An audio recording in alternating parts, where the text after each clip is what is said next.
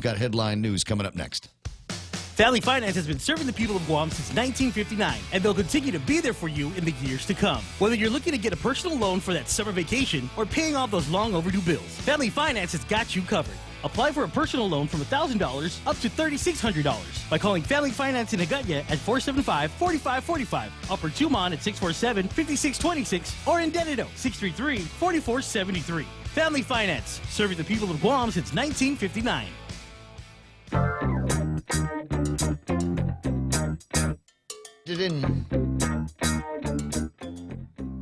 Wow. Well, that's interesting. We're on YouTube Live.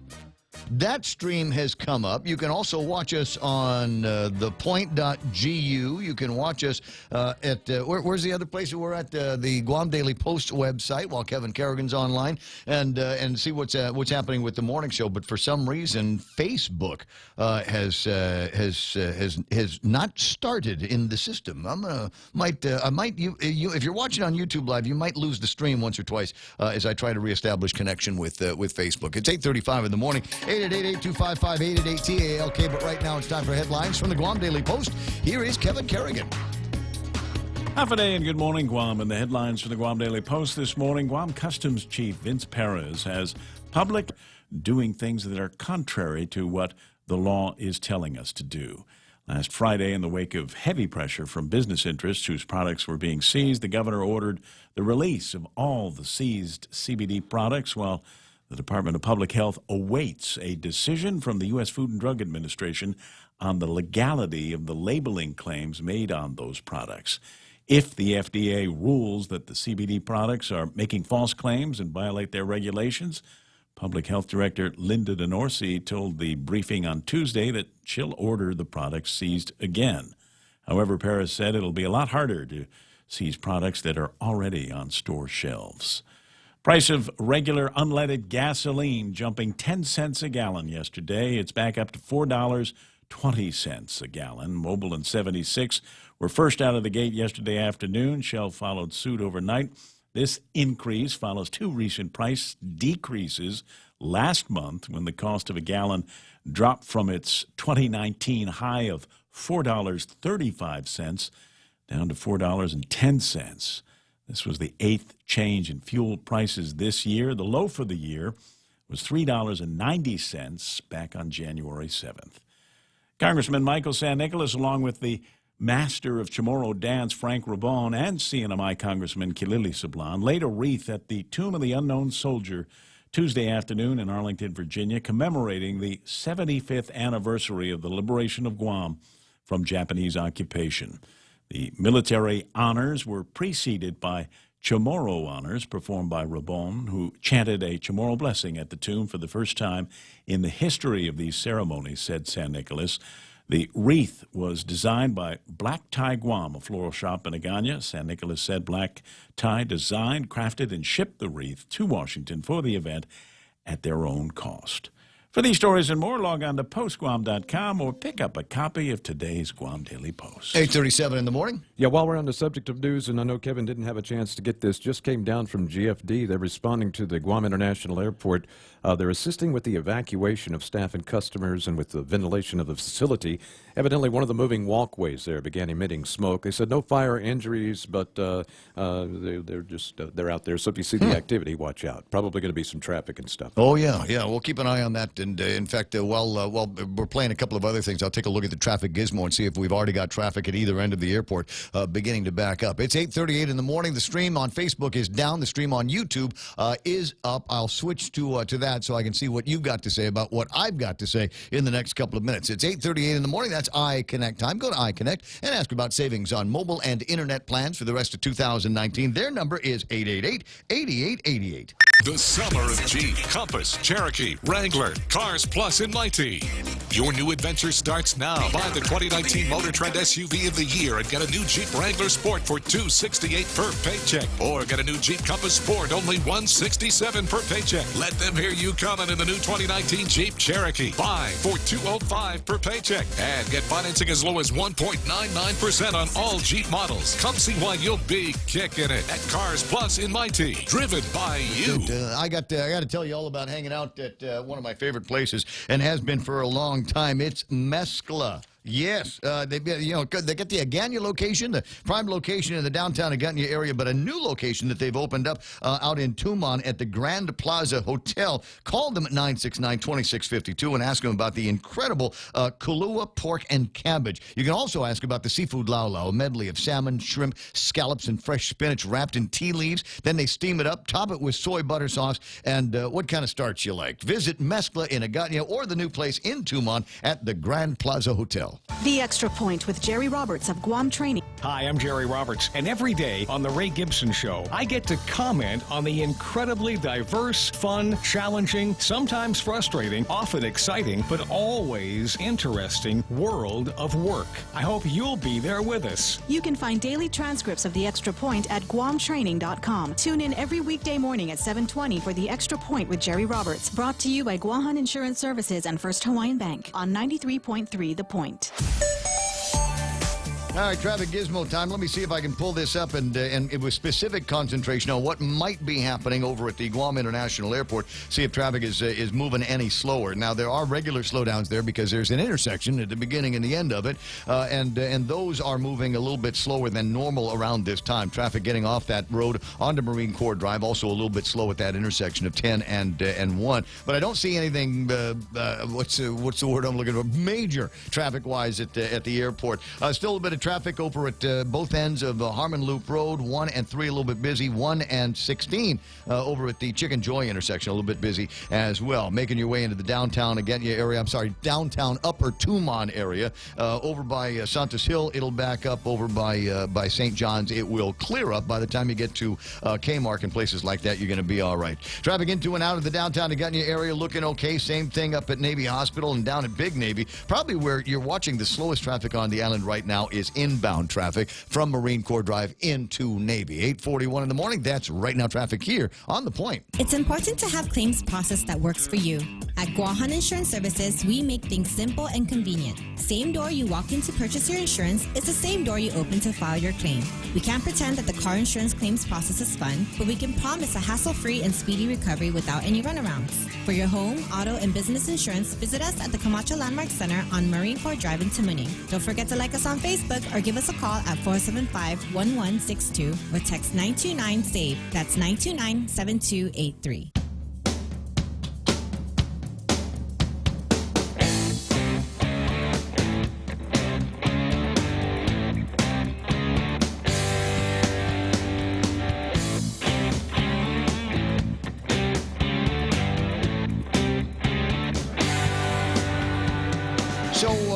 It looks like an evacuation in progress over at the Guam International Airport. It's inside, and as your message indicated that it was around one of those room dividers that they've got, those big room dividers. I've actually got video of it for you. I'll play it for you right now on Facebook Live. Sorry, not on Facebook Live, the YouTube live feed, our video feed this morning, and you can see as the guy gets closer and closer with his phone, it looks like the smoke is emanating from the walkway, from the moving sidewalks that they've got there, and you can see in that image very clearly the darker smoke that is coming up from inside the grates, if you will, of that moving walkway. So it's easy to confuse that with what's happening on the room dividers. But that's what it is, and that's why they're clearing out the area. I don't know which floor this is on. I don't know, and it's hard for me to gauge from the movements of the camera which direction. Are we going up or down the walkway, and which what gates are we closest to right there? I don't seem to be able to see that. Anyway, we'll stay on top of that story, and no doubt Kevin caught a copy of the video that I've got, and any other information that we've got, we'll pass along to you. I don't know if this is yet affecting flights in or outbound at the Guam International Airport. We'll see what we can find out. 8:43 in the morning, 888-8255, 888-TALK. Let me also see if I can send a WhatsApp to some folks I know in the airport game and see if they know anything about that. So hold on, let me just press that, and that's how I make a new thing. Put it in there. Sam Shinohara. Will evac cause USE delays for United. Okay. So no, I would love to be able to one of these days talk and actually type stuff into my WhatsApp while I'm doing it, but I'm just incapable of doing that kind of multitasking. Might want to see if you can call somebody over at United, Mikey, and see if there's any delays that they're going to be experienced. Passengers may be experiencing as they deal with this. No smoking zone. Andy says, going to have to arrest that conveyor belt, federal crime, because it's at an international airport. No shortage of a sense of humor around here, and that's good. 8:44 in the morning, 888-825-5888-TALK is my phone number. We have had, over the course of the last couple of hours, a few opportunities to talk about some of what I consider to be very, very interesting issues that we've got in front of us here. Among them, the guy that's just going pee-pee out in the side of the roadway. Just decided now might be a good time. I've got this pressure on my bladder, and maybe if nobody can see me, maybe you ever get that? Have you ever been just so hammered you think you're invisible? Well, then you're not drinking enough. You're not trying hard enough. Because if you drink enough, I swear to God, you will turn invisible, and you'll be able to do all kinds of crazy things, and nobody will be able to see you doing it, and you cannot get in trouble for anything because your new drunk superpowers, the powers of invisibility, need to pee wherever you happen to be, right in front of San Jose, right across from the Cars Plus, right there on what I've renamed Golden Shower Highway, in honor of our Pee Pui Pui. Well, where'd he go? Where's the guy? All right, let's see if he can ring. I was going to say, because I was going to use that to segue into a conversation with Paul Tapau from the Guam Police Department on a couple of issues that I'm just kind of curious about. So we'll see if I can get him back on the line so we can talk about those kinds of things and what it is that we are supposed to do when we see somebody acting out like that. What is it that we're supposed to do when somebody in the community? I mean, it's not. If it's a crime, it's got to be one of the smallest scale crimes that we have. But still, we've got to hold on to a sense of decorum around here, a sense of civility, a sense of civilization. So what can we do when we see somebody out there urinating? And God help us, next we're going to start seeing guys defecating. It's like those guys, you remember, Paul, a couple of months ago, everybody had the footage of the dude out by Adelup walking around naked. Then it was the naked guy up around Home Depot. You remember that? What are we supposed to do besides shoot the video, Paulie? Hello? Hey, good morning, amigo. Hey, I'm so sorry. I dropped your call. So, yeah, in reference to the viral video, so, it really is, we kind of ask the community to really call it in immediately. That is a great indicator, a great reminder that, the video that circulated, I personally got that on my WhatsApp chat, my personal WhatsApp chat, and I did see the video. I got it on every WhatsApp chat I've got. I've got an old church lady WhatsApp chat, and they were passing that thing around. Yes, and something like that, we can actually, our officers will respond out, and of course, effectuate a traffic stop and spearhead an investigation from there because there can be more. We can look at to different criminal elements such as impaired driving under the influence. Yep. If the individual was the driver, open lewdness, public drunkenness. I would assume public drunkenness. Yeah, absolutely. So the timestamp and everything, and it's really we're working, out from there. But rather than doing that, we kind of, as a community, call it in immediately and provide us with the information so we can get our officers out there to institute that. Yeah. Well, the problem is, in this case, it should have been the one person filming, and the other person could have picked up her phone and dialed it in, so we could get it all simultaneously and see everything happening in about real time. And then the other thing is then we've got an idea based on when 911 rings, when this event occurred. Absent that, it is a little bit difficult to execute some kind of an investigation. Yeah, you're absolutely correct. And, once we initiate an investigation, incidents like that where it is... I thought there was part of a story or something I'd heard along those same lines where they indicated that there might be some issues, that one of the people... I might be a longer version of the video floating around where they indicated that there might have been some erratic behavior on the driver's part. Yeah, and that's important because, with the community are our true eyes and ears out on the roadways, and our officers do rely on information like that. I mean, case in point, we had an incident where a couple of teens stole the hearse, and they took it on a joyride, and they were actually impaired, and they actually crashed. Yeah. And it was during school hours, so I mean, something bad that came out from that. We can lay all kinds of charges on these guys. We'll just see what happens. It's just that I worry, Sarge, that there's just so much happening in this community that we're getting used to. And I know everybody is trying their best, but we need to do more by enforcing this. It's a story floating around about leaders from Chuk coming to Guam to discuss the compact issues and the bad behavior of some of the people that are representing them. But I don't know what else to do other than arrest, deport.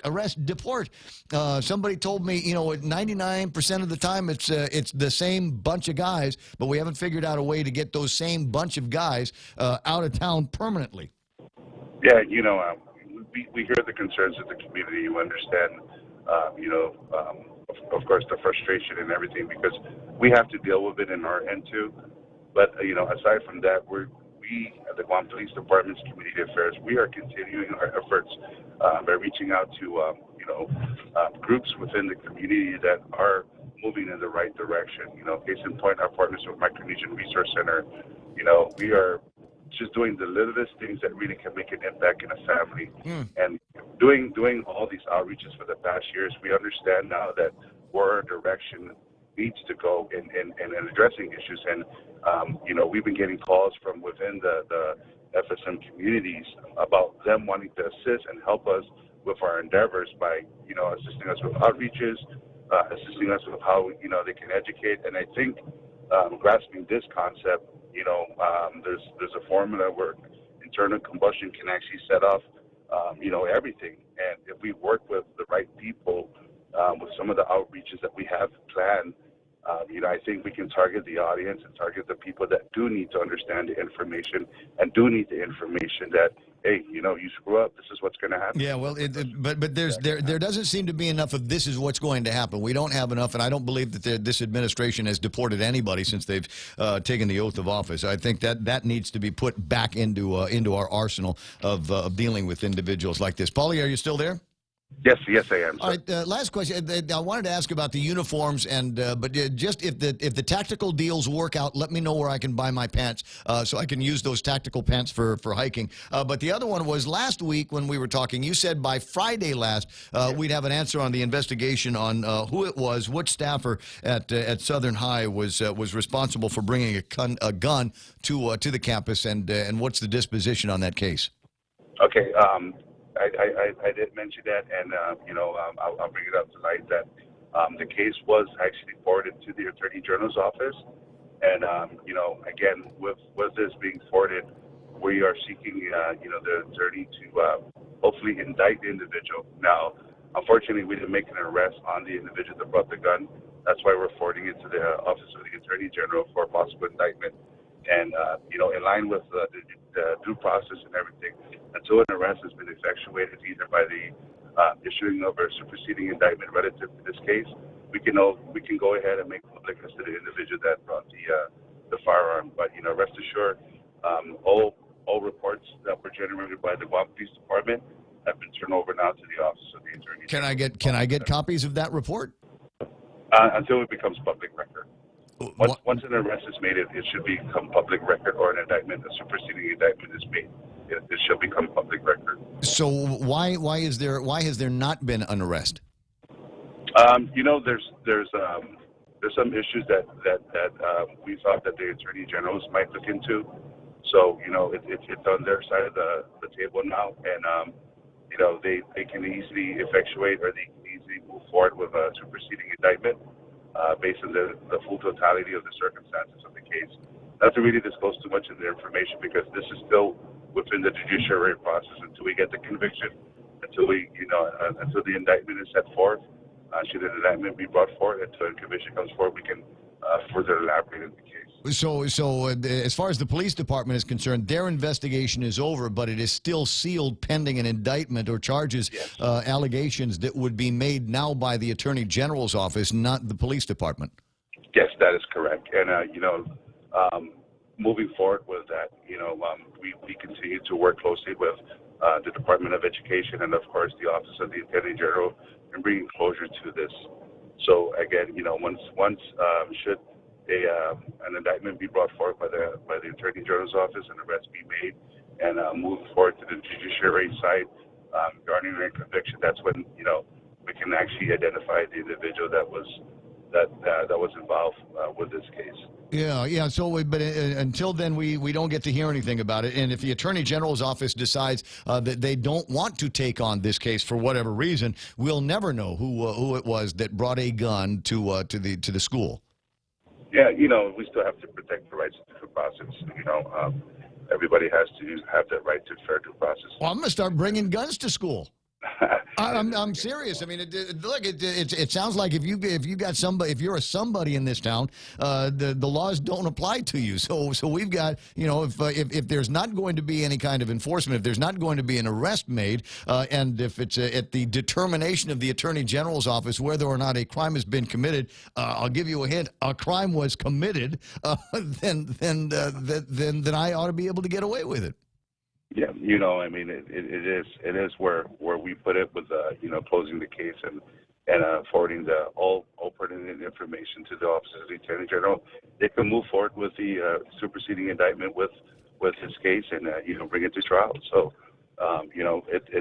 this is not the end of the rope. This is still it's not the end of the rope, but I will submit to you that it is disappointing. I mean, the Department of Education already knew who it was and took administrative action against the individual. A teenager is going to be tried as an adult because he got a gun out of a car, and that gun should not have been in the car on that campus. That's the original sin on this whole investigation, on this whole story, and it feels like a cover-up. And I'll be straight with you. It feels like you're passing the buck. Not you personally. It feels like the department is passing the buck on the investigation and are going to leave everything in Lieben's hands.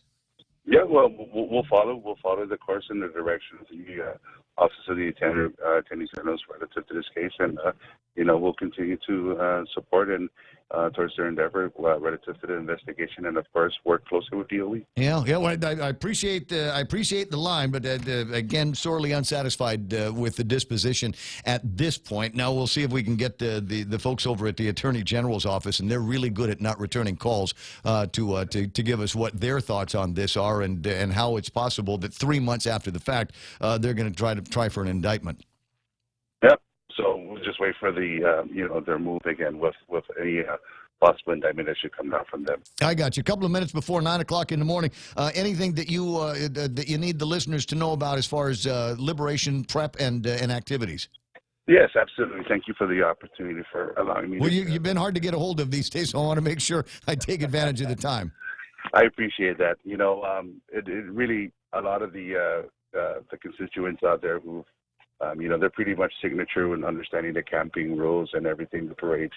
So, again, come Saturday, July 20, 10 to 12 p.m., 10 a.m. to 12 p.m., we're closing the outerbound lanes, north and southbound, to allow the campers to offload and load, whatever they need. And that is an active loading zone. Mm-hmm. Those will not be permitted to park there. By 4:30, we should be extending the outer lane enclosure for allowing parade goers or the participants with the parade to set up and stage.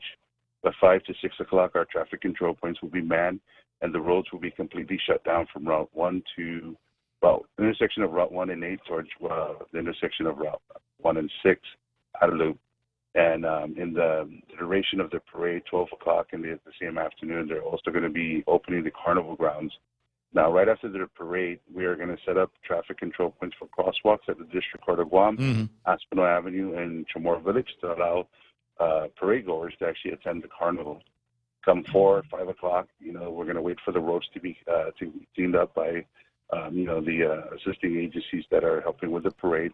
And by 6 o'clock, we're going to open up partial roadways, which is the middle and inner lane. The outer lanes will be still closed to allow campers just stay and view the fireworks, and of course, Yeah, fireworks are going to be up late. I mean, that's like at 10 o'clock at night or something like that. That's my only complaint. Dude, I'm going to sleep. I will be fast asleep at some point around there. Hey, Paulie, I got to run. I got a couple of other things I want to take care of. I again expressed my disappointment. I was hoping to get a name, an answer, and what the next steps are going to be. But as you said, the Guam Police Department has forwarded the case to the Attorney General's office for their disposition and their determination of whether or not a crime has been committed. Crime was committed. Yep. Okay. I'll talk to you later, bud. I'll see you. I appreciate you. Thank you. 888-8255-888-TALK, 9 o'clock in the morning, or darn close to it. It's the Ray Gibson Show. Coming up, we're going to talk about some vet issues with a couple of other buddies of mine from GPSI. You're going to want to stick around for that. We did get word from Sam Shinahara. The issue over at the Guam International Airport with the burning slidewalk should not slow down any of the departures that need to take place here. And plus, we've got tickets to go and watch Rich Guzzi. That's all ahead right here on the Ray Gibson Show on 93.3 The Point. Criminal contempt. I'm Lisa Lacera, Fox News. On this vote, the yeas are 230, the nays are 198. The resolution is adopted.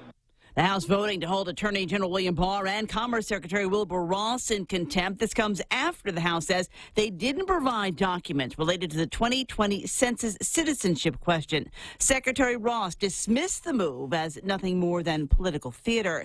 Before that, House members tabled articles of impeachment against President Trump, setting aside a resolution brought yesterday by Texas Democrat Al Green. He introduced the measure after the House condemned the president for tweets and comments about four progressive members of Congress, all women of color. Even as the House took up that measure, the president continued to pick fights with Democrats. President Trump, before departing on Marine One, insisting that he does not relish the ongoing feud with House Democrats, including four freshman congresswomen who the president directed a controversial tweet at earlier this week. It's not a question of relishing. They're wrong. They're absolutely wrong. That's not where our country wants to be. We're not going to go, and we're not going to be a socialist country. House Speaker Nancy Pelosi defended the House resolution that condemned the president's comments on Twitter as racist, and she said she's not surprised that the measure did not get the support of many Republicans. Fox's John Decker at the White House. Federal prosecutors now say the probe into campaign finance violations committed by the president's former fixer are over. District Judge William Pauly says the disclosure opens the door for the American public to form their own opinions about the actions of President Trump's former lawyer, Michael Cohen. The documentation details payments Cohen helped facilitate to porn actress Stormy Daniels and centerfold model Karen McDougal after they both alleged having affairs with the president before he took office. Fox's Gernal Scott. The president denies those allegations. This is Fox News. Hey, welcome to this Subway ad for the new club collection. How do you want it? I'll take a book club. Absolutely. So, last week we sunk our teeth into Subway's meaty new release, the Steak Club. I didn't finish it yet. Oh, not again, Sandra. This week, it's the new Southwest Chicken Club, also by Subway. No spoilers, but there's a tasty twist. Jalapeno cheddar bread and guacamole? Sandra, get out. Subway, make it what you want. Good ending. Limited time only at participating restaurants. We know too well the inconvenience of not having power after a storm. You worry about the food in the freezer going bad. Nights get hot. It's hard finding comfort when going to sleep. These are realities. But with solar and battery storage from Micronesia Renewable Energy, these realities can be a thing of the past. The solar works during the day and the batteries power your home at night. Call 632-2613 to see how solar plus battery storage can make life a little more convenient. MRE, the smarter choice. Convicted drug kingpin Joaquin El Chapo Guzman sentenced to life plus 30 years this morning in a massive drug trafficking case. It means that never again will Guzman pour poison over our borders, making billions while innocent lives are lost to drug violence and drug addiction. U.S. Attorney Rich Donahue, his attorneys say they will appeal. Another city bans the use of facial recognition software. The city of Oakland has voted to ban the use of facial recognition software. The councilwoman who pushed for it cited studies, including one out of MIT, that found higher error rates in identifying people of color. Nathan Sheard with the Electronic Frontier Foundation says even if the technology improves enough to eliminate those deficiencies, that wouldn't address the civil liberties issues that the technology brings up. Especially since he says there's no uniform standard as to how the technology is used. In 2016, the Georgetown Center on Privacy and Technology stated law enforcement face recognition networks have access to over 117 million American adults. Jessica Rosenthal, Fox News. A political candidate backtracks after suggesting the office he's running for is a man's job. Malcolm Johnson, who is running for county supervisor in Mississippi, claims he wasn't criticizing all women when he said it's a man's job. Johnson tells a local TV station he's not against women being supervisors, but earlier this year he told a local radio station community activist Rukia Lumumba needs to learn to be a woman. Lumumba, who was not running, said Johnson's statement perpetuates the idea that women are inferior to men. Happy World Emoji Day. Apple and Google announcing they're rolling out dozens more that include cute critters, of course, but they're also expanding the diversity of human images. Apple's new emojis will be available in a few months with a free software update. Google said its emojis will be released with Android Q later this year. I'm Lisa Lacera. This is Fox News. Just after 9 o'clock in the morning, at 9:05, as a matter of fact, Ray Gibson on 93.3 The Point. And earlier I'd said that there should not be any issues with delays at the Guam International Airport because of the slidewalk smoke issue that they seem to be having. I don't have an update on that. I do have video of it when it first came out, and I'll share that with you on Facebook and YouTube Live in just a couple of minutes. But I did get this forward from Sam Shinohara at United. Saipan inbound is being held, but can't check in any passengers just yet as the airport is still shut down. Good time for it to happen as the airport is at a lull right now. So for clarity, the flight from Saipan is still on the ground. They're not checking in any passengers. So if you've got somebody that you're supposed to pick up on the Saipan flight, you might want to wait until they WhatsApp you and tell you that they're actually on the airplane and they're actually making their way into Guam. So it hasn't taken off yet, and they're going to cool the aerials. How much is a beer at the Saipan airport? I'm trying to remember. And is it too early? Never too early. Never, especially up in Saipan. They said they're going to be holding that flight until the Guam International Airport opens. So that's the upshot on that. Doesn't look like it's going to be causing any problems for outbound travel on any of the airlines that Sam is familiar with. 6 after 9, that's what's going on at the Guam International Airport. Raymond Gibson Show continues after these. Family Finance has been serving the people of Guam since 1959, and they'll continue to be there for you in the years to come. Whether you're looking to get a personal loan for that summer vacation or paying off those long overdue bills, Family Finance has got you covered. Apply for a personal loan from $1,000 up to $3,600 by calling Family Finance in Agutya at 475-4545, Upper Tumon at 647-5626, or in Dedido 633-4473. Family Finance, serving the people of Guam since 1959. 6 after 9 o'clock in the morning, portions of the Ray Gibson Show brought to you by Cars Plus, where they're celebrating the summer of Jeep. This sale ends on July 31st. Get your hands on the wheels of a brand new Jeep Wrangler. You're going to love the price, too. Financing as low as 1.99% APR. Want something that's got some beef on it? Check out the Compass, the Cherokee, and the Grand Cherokee as well. Solar with battery storage, now a reality for Guam homeowners. Call Micronesia Renewable Energy at 632-2613 for a free consultation there. We've also got an opportunity to save up to 50% with Nanbo Insurance's Bundle Up plan. So give them a ring at 477-9754. Point broadcast also brought to you by American President Line's global presence with a local home and our best starters, lunch and dinners, priced to please on a brand new Ruby Tuesday's favorite menu. Dips and wings. There's burgers and tacos, steaks and salmon with toppers, and more available for a limited time at Ruby Tuesday's Guam. Rediscover talk radio here. It's the Ray Gibson Show. Call now, 888-TALK. That's 888-8255.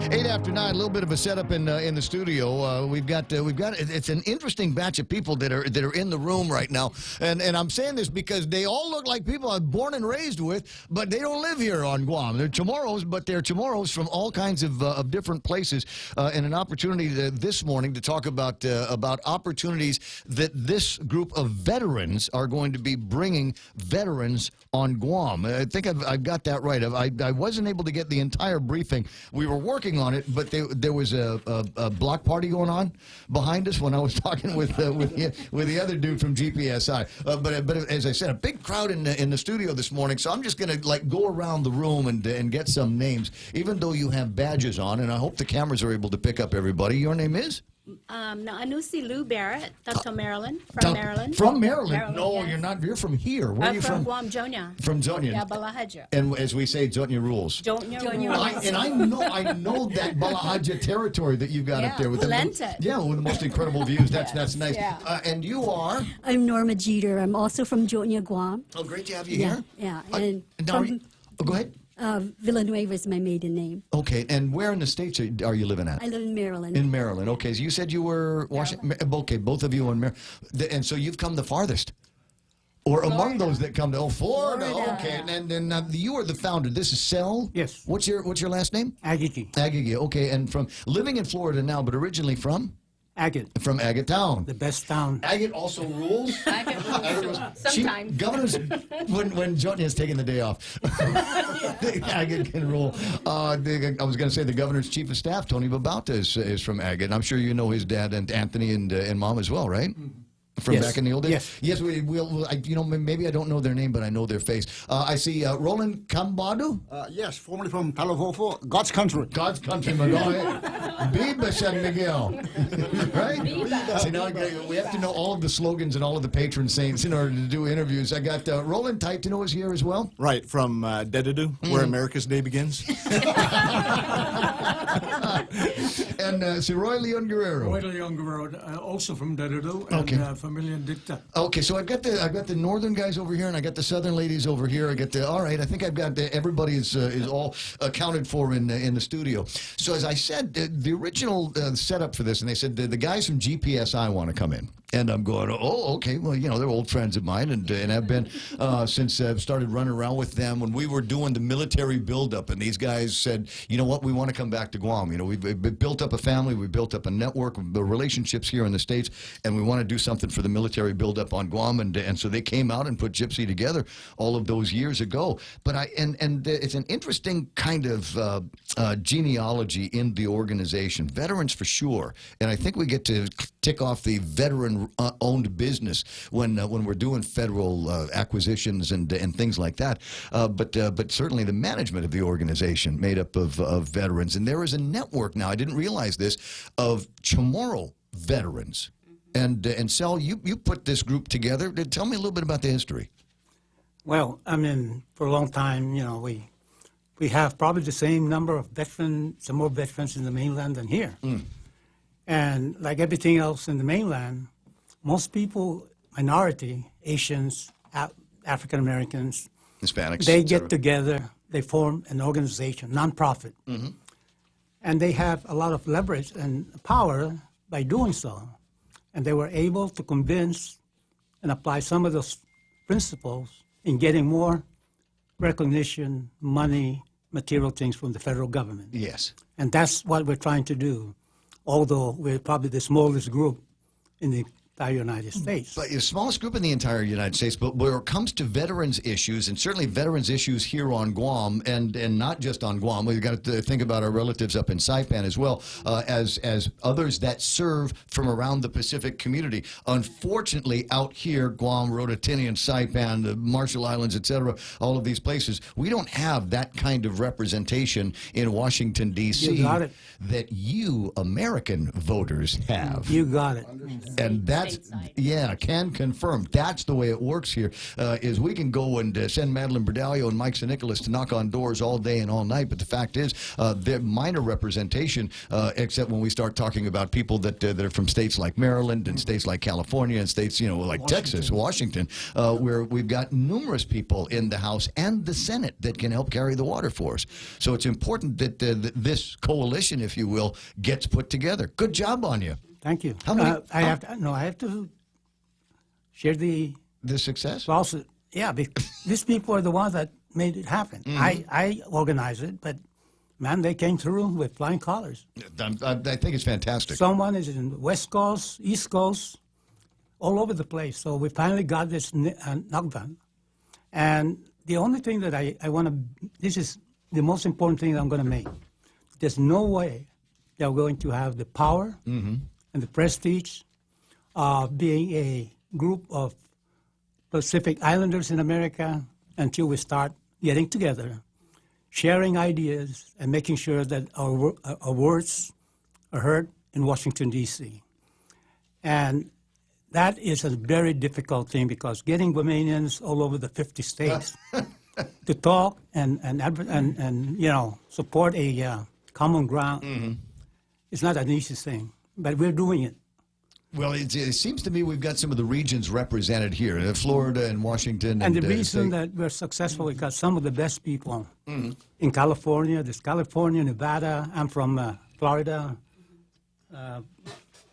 Southern California. And we have a big group Washington. in Texas. I'm sure of it. I'm sure of it. So, and a lot of people don't realize the diaspora, and you think, off-island Chamorros, immediately thinking up in Washington State and down in San Diego, Vallejo, California, that area there. But you realize that all across the country, generally wherever there is a base, there's a very good chance that somebody decided when they got out of the Air Force, the Navy, the Coast Guard, the Army, that they stayed pretty close to that base, very close to those benefits that they have earned through their service. But it's not automatic, some of these benefits, and it changes sometimes where you are. The geography, especially for us, for veterans from Guam, is a real killer for us. And the way the bureaucracy has been set up for many years, where decisions need to get made out in Honolulu, well, that's great for people that are living in Honolulu, and we've got the hospital right there, but that doesn't do a whole lot of good for folks around here. You're saying a lot of things that we already discussed. Yeah, and the reason is because I've followed this story for a long time. Many of my friends, I've never had the privilege of service, but many of my friends have. Going back to the Vietnam War and guys coming back and saying, okay, well, I've earned this benefit, and they start talking to the guys over at the VA, and all of a sudden, thanks for your service. Who are you again? You get that feeling like it was for nothing. And so it's important that groups like yours are able to get together. About how many people do you suppose you represent?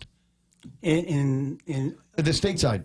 In other words, both men and women. Yeah. About how many people in the club? 58,000.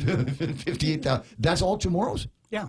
At least that's what we got from the Census Bureau. Oh, I was going to say, do you have their contact information? Because I was going to say, we put together that big database. I mean, let me be very clear. It's not an easy thing to do, okay?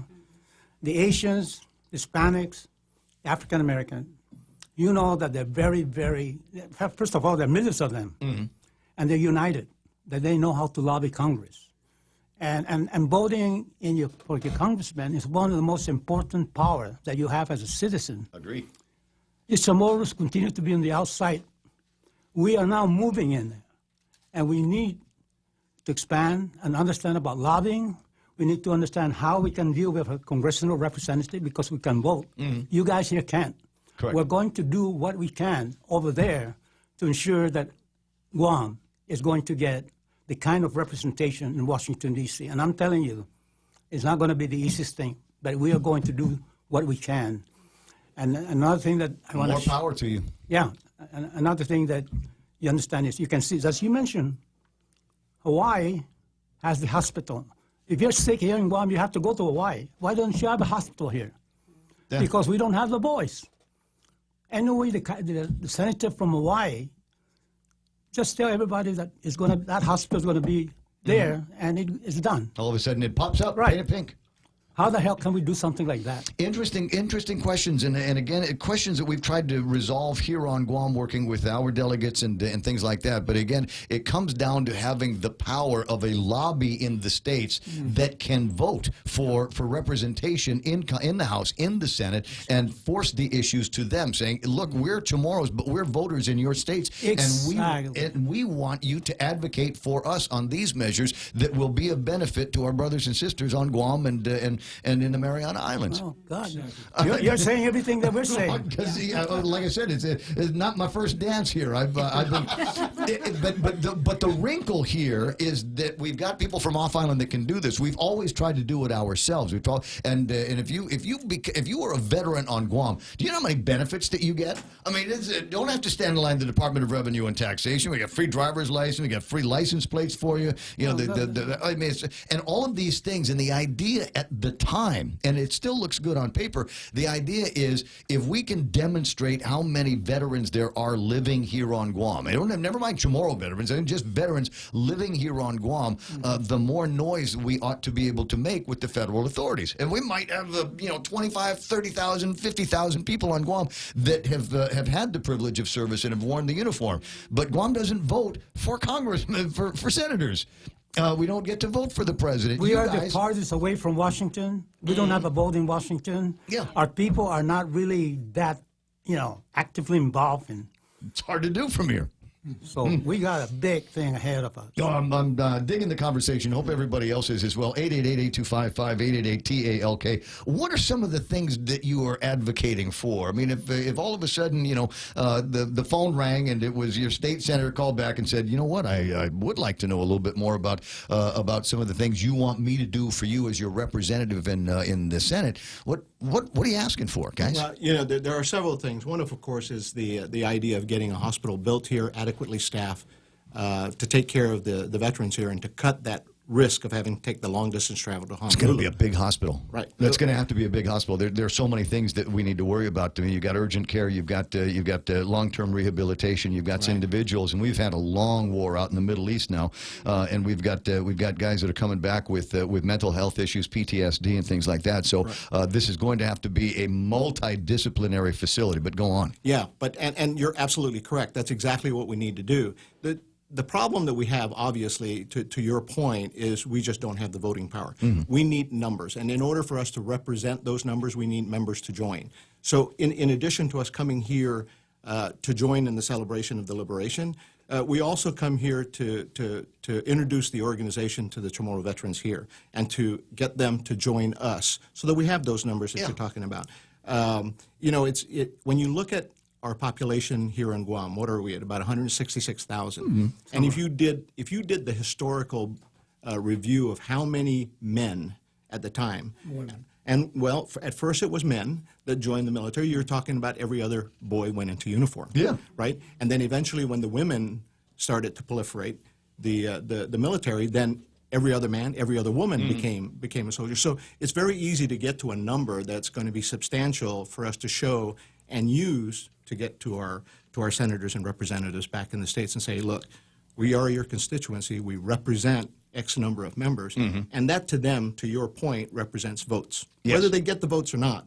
Because we don't necessarily have to go up there, I don't believe, and say this is Joe Schmuck. But it's a group that they're not communicating with and they don't know about until we actually start to make it clear that there are substantial numbers behind it. That's correct. So when we start talking about membership in this organization of Chamorros, of people of Guam that live in the states, obviously the veteran is going to be included, and maybe the veteran spouse is going to be included. But is there like an associate membership that I could so it's not just. So it's you and the wife and the kids and cousins, even though they never wore the uniform and never ever went on the base to go get Popeyes, we can still join up. So, membership director. Yeah, as a matter of fact, we changed our membership requirement, so now every member of the family, any friend of any Chamorro is now eligible to join the National Organization of Chamorro Veterans in America. Aha! Yeah. So there is something like an associate membership. So you've got the veterans there and the people that wore the uniform, but family, friends can also join up. So You can join. Yeah, so we're taking even bigger numbers in. Force multiplier, I think, is what the military refer to that as. Yeah, as a matter of fact, that's one of the things that we're going to do is during this visit, we want to make sure that we get the word out to every veteran family and friends in Guam. What I hope to do is the next few days, visit every village, talk to the mayors, leave some application forms. Yeah. I'll drop some forms over at the Guam VA office. We'll drop some forms at every local veterans organization to make sure that they can connect with us through this application form. Is there an online version of the application form? Can we sign up online? Not yet, but we're working on that. Not too long from now, we're going to have the capability of signing up online. Okay, and is there a Facebook page? Social media is huge, and I guarantee that most of you in the room are on Facebook one way or the other. Yes, we have both Facebook and... the younger, prettier ones are on Instagram, but for everybody else on Facebook. Yeah, our website is chamorrovets.com. Okay, it's easy. ChamorroVets.com on the World Wide Web. You can go there right now and take a look at. I was asking Ro about some of the things that you were advocating for, and we heavy on the hospital side. Are there other things other benefits for which that are available to veterans in the States that we need to offshore to Guam and the Marianas? The one additional thing that we'd like to advocate, and we certainly support, is the review of how awards and decorations are given to the heroes who served in war. Because as you look back and you see, you could have, and I'll give you an example, you have a Chamorro soldier who throws himself on a grenade in order to save his squad or his men, and he ends up dying. He's likely to get a Silver Star. But you get a non-Chamorro veteran, born in the United States, does the same thing, suffers the same fate, but gets the highest, the nation's highest award for valor, that being the Medal of Honor. Yep. So in the future, what we want to do is see if we can get it, both the living and the fallen, to be reconsidered, reevaluated, and if necessary, for them to go back and compare those heroic acts and see if some of our veterans or some of our heroes were misclassified in one way, shape, or form. Because, with those awards comes awards and benefits, obviously. So those are one of the few things. And Roy also wanted to bring up something else. Go ahead. Earlier you mentioned what if a representative said, hey, I hear all about your program, so what can we do to support? The other thing to tag along with the hospital is that we would like to see a regional VA office right here in the islands to support Guam and CNMI. And right now the process of going through that is through Hawaii. That's another thing that a barrier that we'd like to remove and just have that established here and make it more accessible for our veterans to process their application for care, disability compensation, and a appeal process, rather than going back and forth. Now, the argument that I've heard lately is about numbers, that we're not getting this resources, we're not getting this hospital care, that we're not getting this regional offices because we're small in numbers. And, frankly, that comes down to equity, and that is not equity, okay? That's a fact. That's the fact. I hear you. Even one merits the care and the infrastructure to take care of veterans. And right now we don't have that. And I know it's a political process, it's a systemic process, and quite frankly, funding process and challenges. So that's one of the challenges we like to overcome. It's a long-standing problem in this country. You go back to the First World War, and there were protests in Washington, D.C.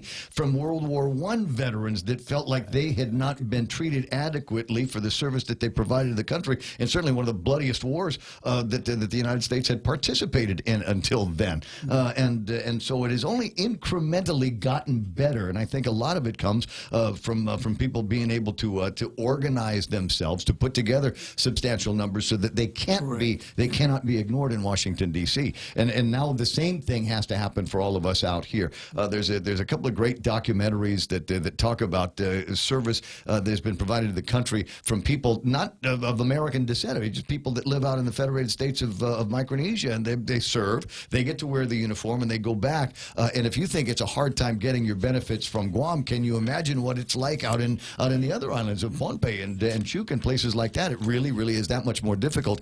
And they have diaspora as well. So when we start talking about different groups that you are working together with, it's not just the Chamorro veterans. Yes. You guys got anybody else that you buddied up with? Is our gang big?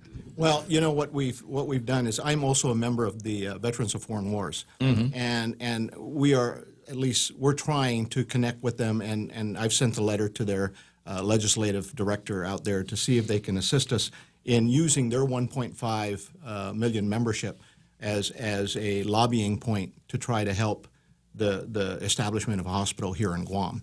So I mean, with the lobby power of the VFW.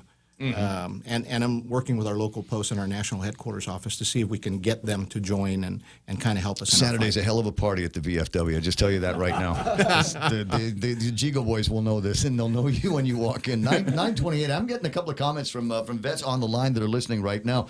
Chris asking if you've spoken to a service officer, and Gary Shonals, who says we've got a VA benefits regional office here. It's at the new building near to the airport, and he says a VA outpatient clinic outside the Navy hospital gate. So there have been developments on the releasing of care and benefits to vets here. Yeah, there's no question there's these satellite kind of facilities out there to help with the health care issues. And from my understanding, even like the Naval Hospital is taking on not just the active duty folks for medical care, but also taking in retirees. But the veterans, which is a very different group of folks, you know, as we get older, we need medical care more. So it's going to become a real critical item for us to, and forgive the healthcare pun there, but it's going to be real critical for us because we're living longer. And as we live longer, things start to break down. And most of that breakdown is as a result of service that has been provided to this country. Yep. So, you know, there's strides, they're moving in very slow steps. But to everybody else's point here, we're so far away, and we really don't have that big infrastructure that we need. We have all these satellite carrots that are hanging in hopes that the big quake will come.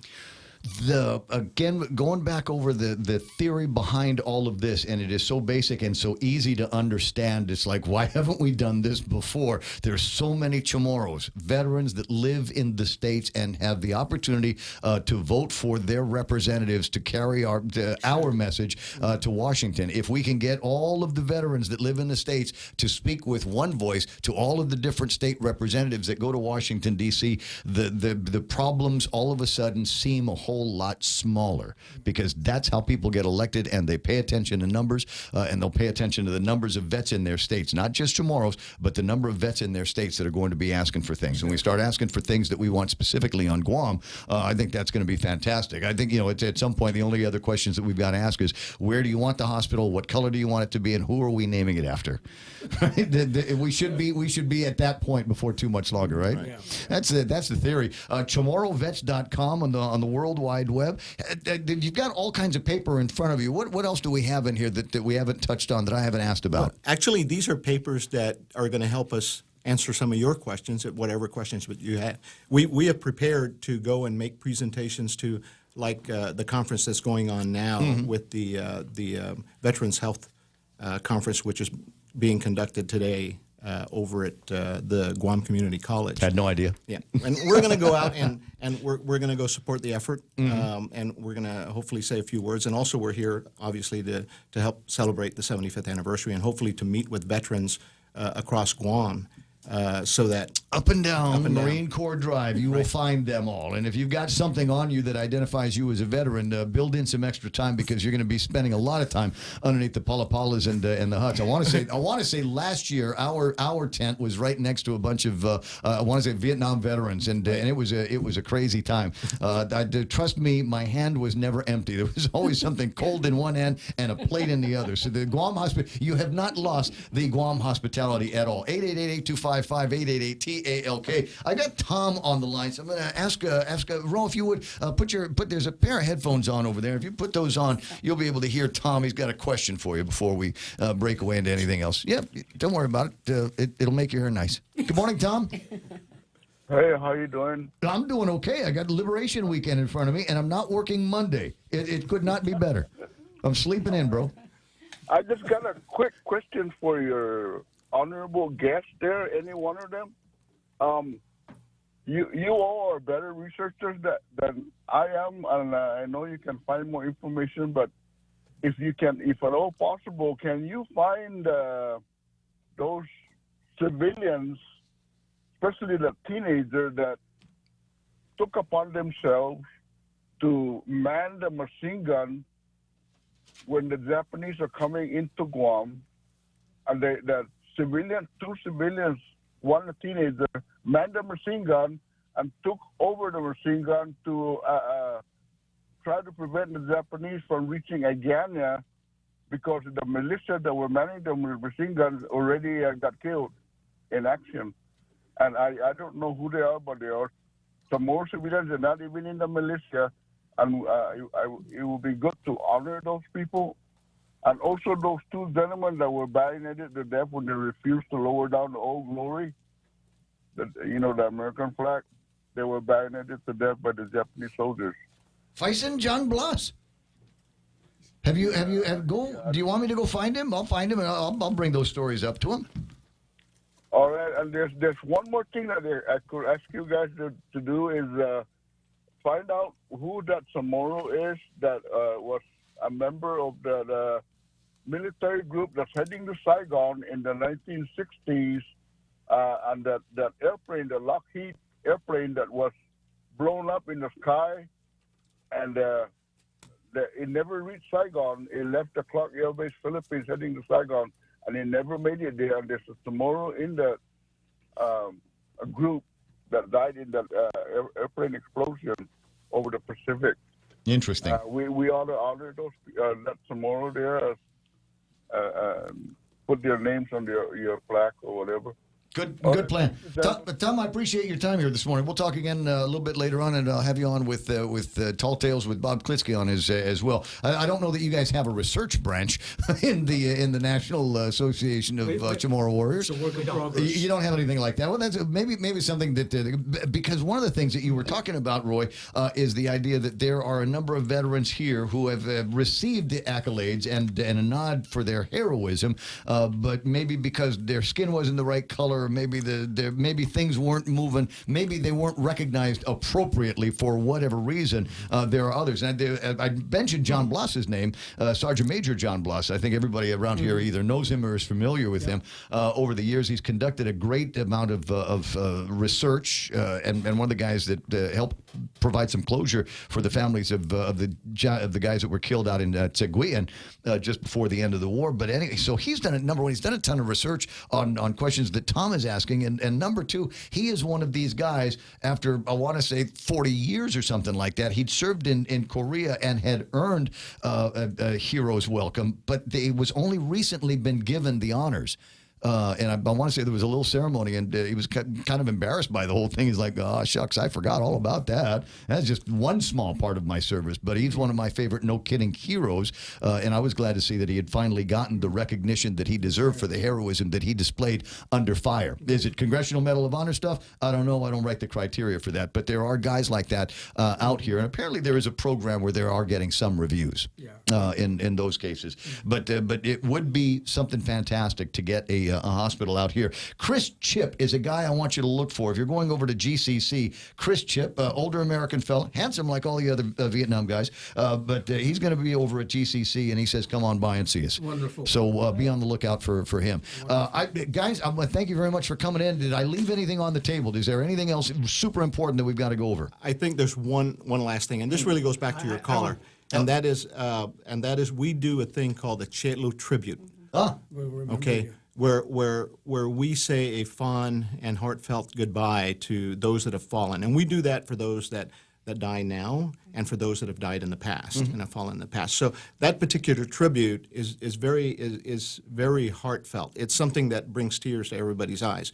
But we do that as an act that NACVA does in support of our veterans. I like that. Move on. I'd encourage you, if you haven't been to Johnny Gerber's museum down across from the governor's office in Adelup, you need to go by there for a couple of reasons. It's number one, it's a great museum and great work that they've done to preserve lots and lots of images of the Second World War, occupation, things like that. But Johnny Gerber was probably one of the best Marines Guam ever had. Served in Vietnam in the late 1960s, came back here, did the wireless rock program, and is the reason why we call the road out in front of the radio station Marine Corps Drive, not Marine Drive. And so if you guys are going to do a Chetlu thing, I'd encourage you to talk to the Gerber family and see if there are accolades that you can send off in that direction. So you wanted to say one more thing? Well, I just want to summarize the whole thing here. We have a lot of things to do, and we have very little time to make sure that what we're talking about is going to be a reality. It's not going to be overnight. You know that.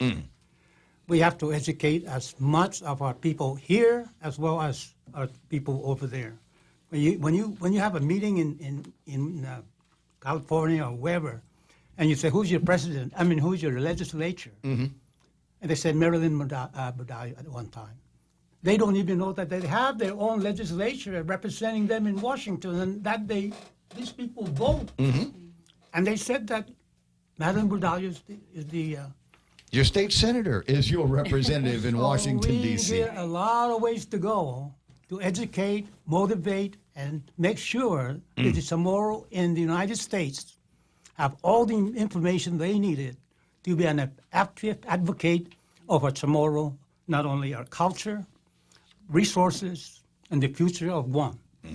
And I hope that this group here will work together, promote our own agenda, and one day we will be able to say, we don't have to have any problem with voting in Congress because we got enough people in Congress that support Guam. Well, so here's the takeaway from this. We'll knock out all of the veterans issues, and now once we've got this big coalition of folks from Guam that are now united and can speak to their individual state senators, there's other things that we want out of them. We're not treated the same way when it comes to earned income taxes. We don't get to sit at the table when it comes to compact migration treaties and all of these other things, the impacts of the federal government, their policies, their regulations on us here on Guam. And if we had representatives, if we had people in the states that could help tell our story to their state senators, maybe we would be remembered better when it comes to bills and laws that come out of Washington. But let's get that hospital first. Yes, indeed. Like I said, where are we putting it? What color are we going to paint it? Who are we going to name it after? I think those are the important questions. 20 away from 10 o'clock in the morning. We'll take a quick break on the program. That's iConnect time. Swing by the nearest iConnect. Ask them how we're going to save some money on things that you need all the time, like internet and mobile phones. They've got them at iConnect. Sponsoring Ray Gibson on The Point. Half a day. I'm Rita Tidigli of Manila, and this is where I start my day. Listening to the voices of our community and sharing thoughts about issues that affect all of us. It all boils down to our people and our land. Ingatan ang iyong tahanan. Protect your home. When purchasing or refinancing your home, remember to call the professionals at Security Title, just like you call Ray Gibson in the morning.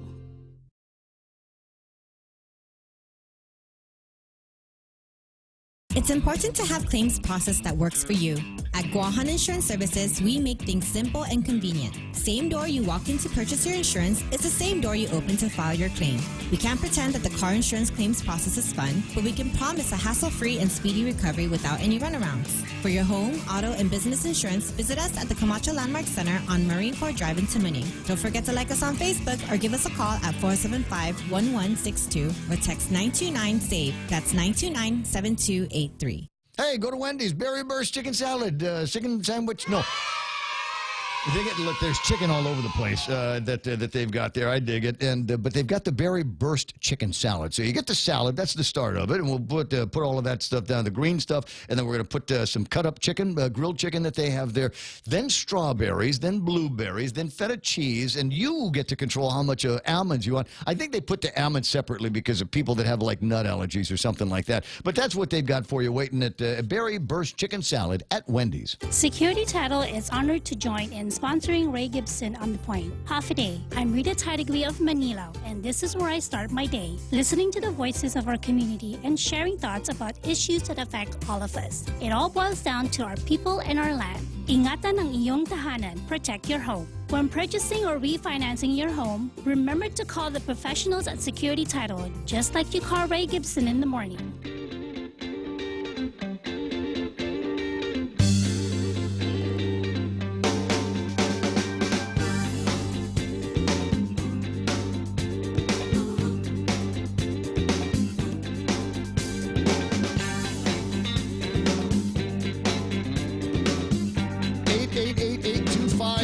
9:42 in the morning, and I got a couple of things, program notes. Might as well get these out of the way here.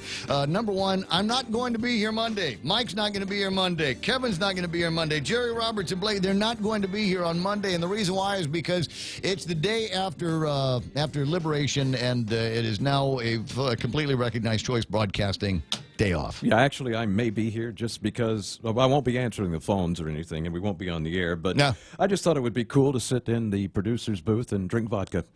Fine. Yeah, and since we're not on the air, it's not illegal. It's not illegal. Fine. I don't know that it's illegal anyway, because that technically where you are standing is not a control point for the transmitter. That's usually the case. That's what they don't want. They don't want drunk guys taking the power on the transmitter up to 1,000,000 watts. Have you heard the drunk DJ clip? Everybody in radio's heard that one. No, I don't know that I've gotten that one, but I do like the drunk Elvis one. Oh, really? That's one I haven't. Tonight. Dig that out. It's out there in the world somewhere. 9:44. So programming note number one. Programming note number two. Run with me 10 or Run with me X is something that I'm up to with the guys over at Resorts World Manila. We have identified a charity here on Guam that will be donating certain proceeds from the Run with Me program in the Philippines out to here on Guam, and they said, we'd like to get somebody that will represent Guam on our 10-kilometer track. What about you, Gib? You up to it? And I said, absolutely. And now you can run with me. If you're going to be in Manila on August the 25th, then we'll hang out at Resorts World Manila. My go time is going to be at 5 o'clock in the morning for the 10K. Your mileage may vary depending on what it is that you want to run in. But for details, go to Resort World Manila or runwithme.ph on the World Wide Web and get details on that. It'd be a thrill if you and I were to run. Literally, I'm looking at you now on the line. It would be a thrill if you and I were running together at the Run with me at Resorts World Manila and their special anniversary. Now, my producer, Michael Knight, is hot on me to try to make sure that I give away tickets to go and watch Rich Guzzi. That's right. Comedian and a hypnotist at the same time. And the idea is that you get people who claim to be unable. I cannot be. I'm too smart. There's too much going on in my head for me to be able to be hypnotized. Yeah, right. I challenge you. I dare you. I'll make it so that you can go in. You and a friend can go in absolutely free. All you got to do is call me at 888-8255. 888-8255. Now, you're probably wondering, you're going, Ray, I'd love to, but I'm afraid. I'm afraid, Ray, that you're going to ask me a question that will be too difficult for me to answer, and I'll be embarrassed. The worldwide listening audience of The Point will know that I'm not as smart as I think I am. All right, fine. I get that. I understand. I'll make the challenge easier for you. It is a fill-in-the-blank question. And it's as simple as that. So we've got tickets to go and watch the show. 888-8255. Remember what I always say, courage is always rewarded. Joe's won the other day. Joe's, you can't play anymore. But if you're listening right now and you want to go to one of and you can pick the tickets. We've got tickets for Saturday night and Monday night, right? That's right, yes, sir. So you can pick it, and you can decide who you want to go with. It's 2 tickets, so it's going to be all kinds of crazy fun. So here's the question. And it comes in the form of a little story that I found online. Do you realize these movies now are 25 years old?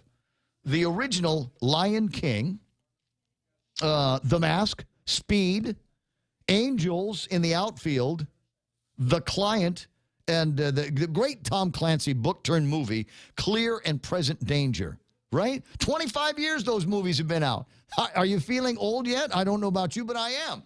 But having said that, let me see if I can do this. I'll make you a winner thing. Hi, my name is Ray Gibson. How you doing? Mr. Gibson, it's Nate Horn. How are you? Nate, I'm doing groovy. Turn the radio all the way down if you don't mind. I did, sir. Okay, because I want you to get distracted by the echo that's out. How's the Liberation treating you so far, bro? So far, so good. Just looking forward to the barbecue on Sunday. I know exactly where I'm going to find you over in front of Napa, right? Yes, sir. All right. Do you need anything? No, you guys will cover it all, right? my mind went there, so no. All right, well, I need your mind here. We'll talk about movies that were popular 25 years ago. You'll need to fill in the blank. I'll give you a bit of the name of the movie, but you'll need to fill in the blank on the rest of it. There's only 3 movies that I'm going to challenge you with, and so we'll go with that, all right? We will try. All right, I know you're going to do a good job. The first movie is Blank Gump. Forrest. All right, that's one down, one out of the way. How about this one here? Natural Born Blanker. Killers. Killer is absolutely right, Nate. See, this is why you need to be on every Habitat for Humanity team. There's one more. If you get it right, I'll give you the tickets.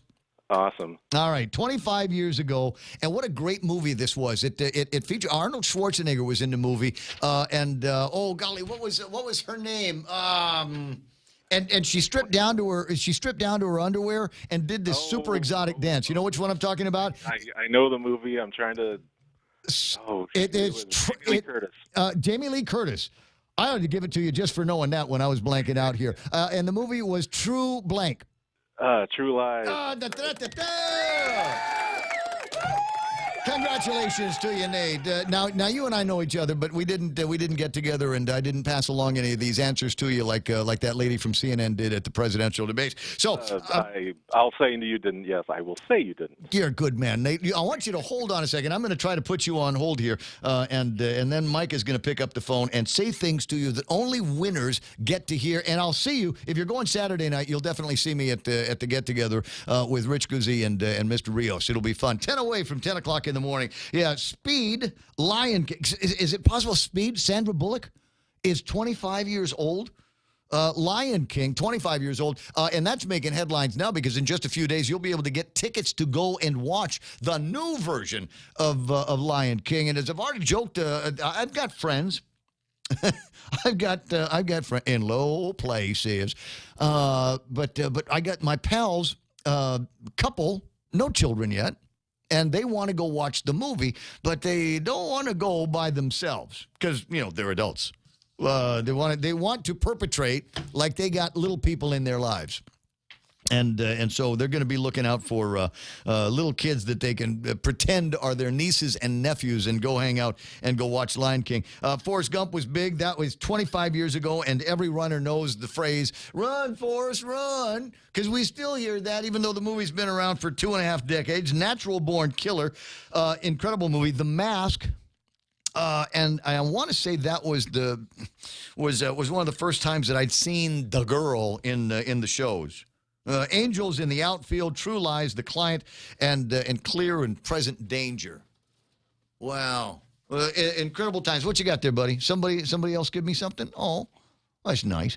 888-825-888-TALK is the telephone number here yonder on the radio station. It's possible that there are some items in the table of contents that I have not necessarily been able to get to, but we'll work on it. So what have I got? Another pair of tickets, Mike, to give away tomorrow? Okay, we'll work through that as well. James Howard online saying, "Cover up in our face, outstanding." Must be referenced now to a conversation that I had with Paul Tapau in the last year. We finally got word on the disposition of the investigation with the Guam Police Department about the gun that caused the lockdown after it was stolen at Southern High School. What we don't have still is a name. I know. If you were watching Cousin Troy and Kendit, and if you're close on the Guam blog with Romeo, you have heard a name. there's different rules that I got to fly under. So I cannot say the name that I have heard, as somebody I know. I cannot say the name that I have heard, because if they are wrong, if their intel is wrong, I'm going to get sued. Now, I don't know about those two guys, but I've actually got stuff to lose. So we're very, very careful about how we treat things like that. Innocent until proven guilty. And in this case, the Guam Police Department has decided, well, we've conducted our investigation. Here's what we found. But they're not telling me what they found. They're not giving me any indication of who their persons of interest are. They played it close to the chest, and they are taking it very close to their chest and handing it over to the prosecutors over at the Attorney General's office now for their disposition on the case. The Attorney General's office may look at it and say, wonderful, thank you very much. Appreciate it. Yeah, that's who we were thinking about as well, and we'll go ahead and see if we can get an indictment out of the courts. Or they may say, yeah, interesting case here, but we don't like the way the investigation was put together. We don't like the chain of custody on evidence. We don't like this. We don't like that. We don't like the other. And they may decide that they don't want to prosecute. Might decide to go in a completely other direction. That is at the discretion of the Attorney General's office. And I'm unhappy with that. Because it just, there's two things in my head that are happening. One, there's a cover-up, and I don't think it's necessary. Number two, it's the police department here, these guys passing the buck. I don't know why. It doesn't make any sense to me.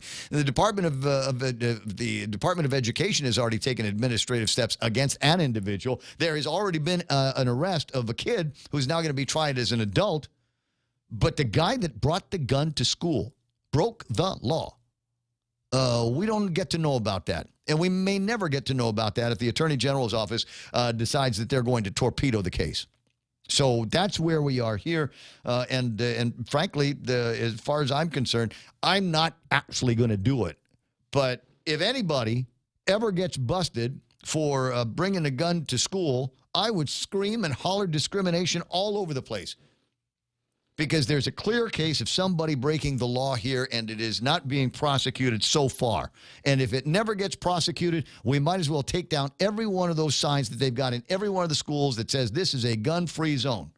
Now, as a Second Amendment guy who believes that there might be something to the idea that having somebody with a gun on the campus is actually protective of the children, I don't want to get in a fight on this because it's already too late in the program. Just trust me, it's the way I think. If it was me on the campus and somebody came around and wanted to shoot the kids or their girlfriend who came in with a hickey that didn't belong, that he didn't put there or whatever, and decided that they wanted to do harm on my campus, you better believe I'm going to gun up. And I think that there ought to be somebody that has got the common sense and the training to be able to do that on every campus across the country. Having said that, though, if we are not going to prosecute this case, then we might as well take all of the other signs down, because we're just sending out the message here that there's another law on Guam that nobody's going to enforce. We'll put this up here with the one about gun grabbing over at the Glock party. We'll put this on all kinds of other places where and the drug dealers that get the slap on the wrist. Just another one of these places where it is very, very clear, based on what we see, based on what we report, that literally on Guam, you can get away with murder. It's 9:55. I'll be right back. Get a free Polar Pop any size when you fuel up on $35 or more of premium high-performance fuel. Conditions apply. See stores for details. Circle K. Take it easy. Get a free coffee any size when you fuel up on $35 or more of premium high-performance fuel. Conditions apply. See stores for details. Circle K. Take it easy. Get $5 off any Circle K car wash package when you purchase $35 or more of premium high-performance fuel. Conditions apply. See stores for details. Circle K. Take it easy. Mescla Chamorro Fusion Bistro brings you island hospitality with a true taste of modern Chamorro cuisine. A bistro look that feels like home. Their menu features local and traditional flavors with a twist. From their famous Kelaguen Hapa to fresh ahi poke salad and their award-winning barbecue ribs. Mescla takes your favorite local dishes and serves them with extra flair that you'll only find at Mescla Chamorro Fusion Bistro. Stop by their newest location in the Grand Plaza Hotel in Tumon. For reservations, call 969-2652. Mescla, a true taste of Guam.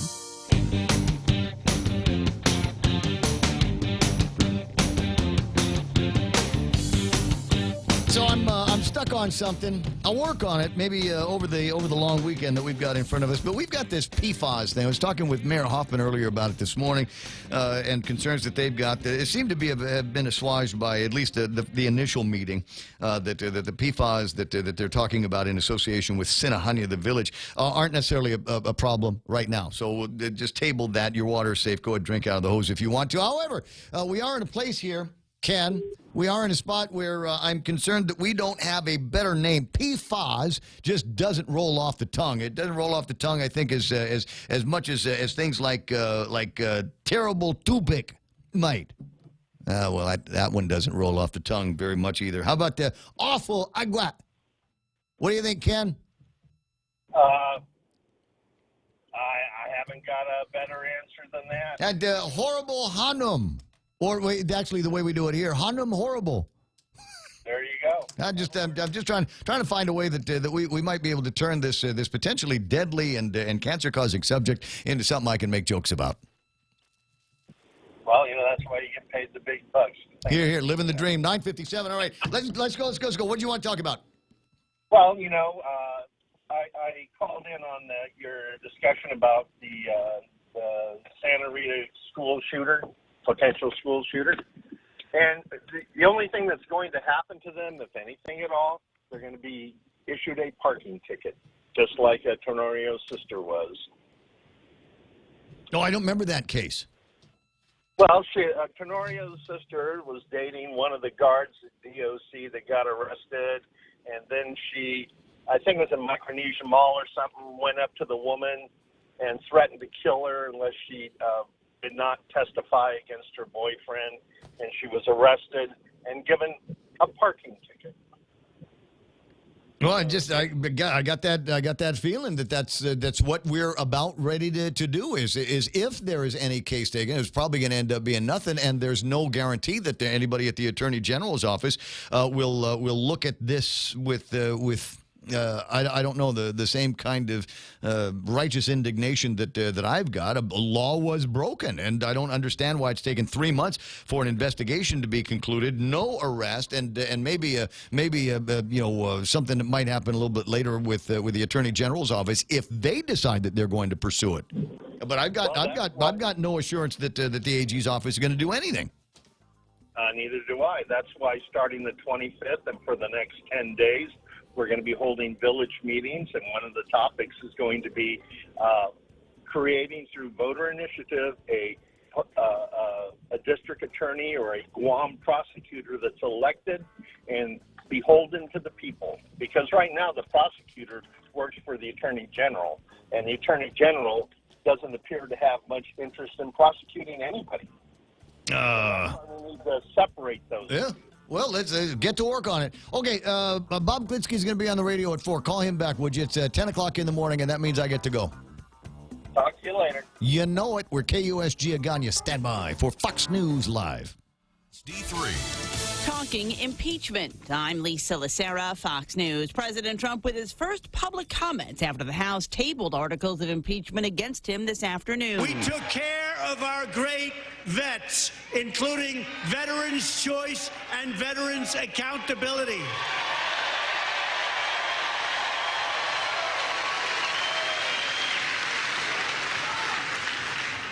And they want to try and impeach. It's a disgrace.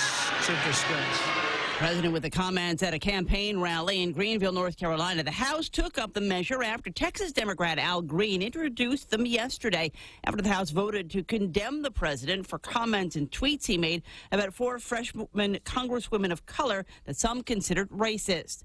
A short time ago, the Democratic-controlled House voted to hold 2 Trump cabinet officials in criminal contempt of Congress. The mostly party-line vote holds Attorney General William Barr and Commerce Secretary Wilbur Ross in contempt for refusing to comply with subpoenas related to an investigation into the 2020 census by Oversight Committee Chairman Elijah Cummings. There comes a time when the Congress must speak up for the Congress. Republicans dismissed the contempt resolution as political theater since a citizenship question at the center of the House investigation will not be added to the 2020 census. It's also unlikely the Justice Department takes up any prosecution of Barr or Ross for contempt. Fox's Jared Halpern on Capitol Hill. The State Department says officials will speak with members of the Washington Diplomatic Corps Friday about what they're calling a new initiative that they say will promote freedom of navigation and maritime security around the Strait of Hormuz in the Middle East.